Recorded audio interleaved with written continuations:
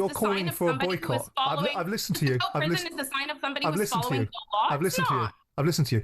Well, I've just given you what you're calling for is a boycott of a sports event. Every country in the world that you awarded a World Cup to, I haven't finished. Every country in the world you award a World Cup to could potentially have a challenge attached to it. You've got a democratically elected president brought in on a mandate specifically around immigration, that's taking hardline policies because he means it, and you're suggesting that ultimately the rest of the world should boycott that on the back of that.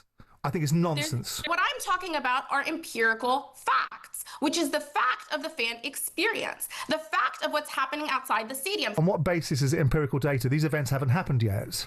The green card, people with green cards being kidnapped, of course it has. No, we're talking about a sporting event. You use the example of how would you like to be in a football stadium or a sports stadium where the person next to you is being checked for their papers. So what empirical data are you basing that upon? That is a statement that ICE has already made. So you want to say that ICE are actually... No, I'm asking you.